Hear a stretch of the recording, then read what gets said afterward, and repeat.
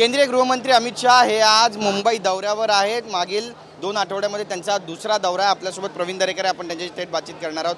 आजच्या दौऱ्यामध्ये जागा वाटपाचं सूत्र ठरणार अशी सुद्धा चर्चा रंगली आहे। काय नेमकं सत्य आहे आणि आजचा दौरा किती महत्त्वाचा आहे? नाही, अशा प्रकारच्या जाहीर मेळाव्यातनं संवाद मेळाव्यातनं जागा वाटप होत नसतं। ते आमचे वरिष्ठ नेते, प्रदेशाध्यक्ष आणि युतीच्या नेत्यांसमवेत बैठक होऊन तो निर्णय होत असतो।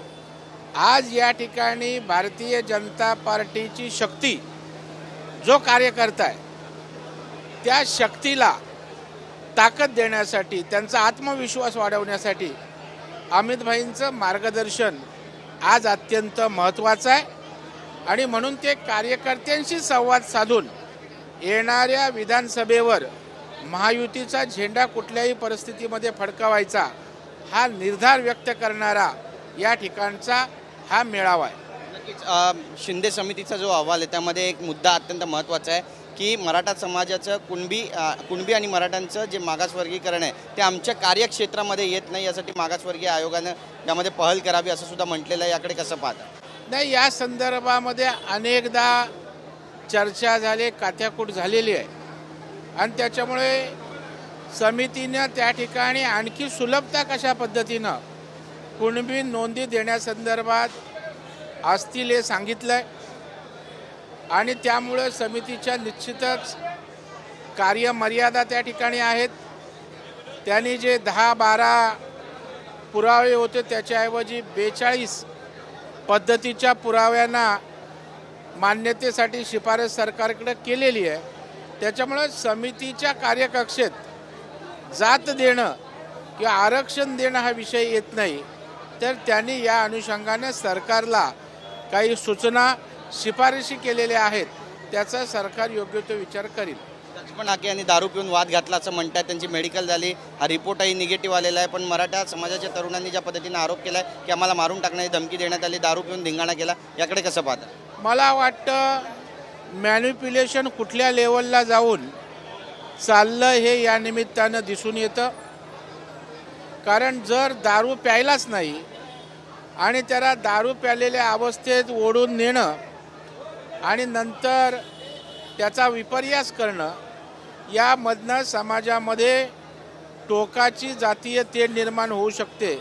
आणि म्हणून मला वाटतं अशा प्रकारच्या गोष्टी होता कामा नये, याची काळजी घेण्याची आवश्यकता आहे।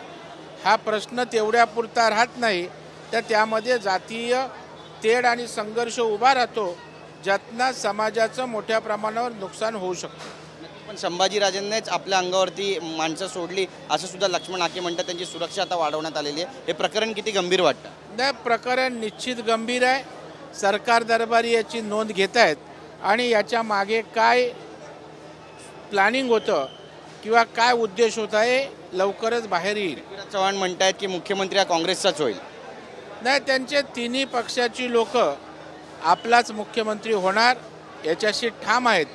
त्याच्यामुळं महाविकास आघाडीमध्ये भविष्यात कशा पद्धतीनं संवाद असेल याचं मूर्तिमंत उदाहरण पृथ्वीराज चव्हाण यांचं वक्तव्य आहे। नक्कीच महाराष्ट्रामध्ये सध्या काँग्रेसनं ठिकठिकाणी पोस्टरबाजी केली आहे। लापता लेडीज म्हणून हे पोस्टर लावले। 64,000 महिला बेपत्ता आहेत आणि देवेंद्र फडणवीस यांच्या कार्यकाळामध्ये या महिला बेपत्ता झाल्याचा थेट आरोप होतोय। फडणवीसांवर टीका केली जाते। लाडक्या बहिणींचा एवढा धसका घेतलाय, त्या योजनेच्या माध्यमातून बहिणींचा आशीर्वाद महायुती सरकारला मिळतोय, त्यातनं अशा प्रकारच्या गोष्टी पुढे येत आहेत, निवडणुकीपर्यंत येत राहतील। परंतु बहिणींचा पूर्ण विश्वास या सरकारवर आहे, त्याच्यामुळे महाविकास आघाडीचे धाबे दणाणले आहेत। जी अराफत पक्षामध्ये नाराज आहेत का? काही चर्चा झालेली पक्षश्रेष्ठींची नितेश राणेंच्या वक्तव्यानंतर असं बोललं जाते, बातम्या येत आहेत। मला त्याची काहीच कल्पना नाही। आमच्याशी बोलल्याबद्दल तर आपण पाहतोय प्रवीण दरेकर यांनी आपली बाजू या ठिकाणी मांडलेली आणि त्यासोबतच लाडक्या बहिणीचा धसका काँग्रेसने घेतल्याचा आरोप केलेला आहे आणि यामुळेच बॅनरबाजी केली असं सुद्धा म्हटलंय। कॅमेरा पर्सन योगेश गुरवचा गिरीश गायकवाड, TV9 मराठी, मुंबई।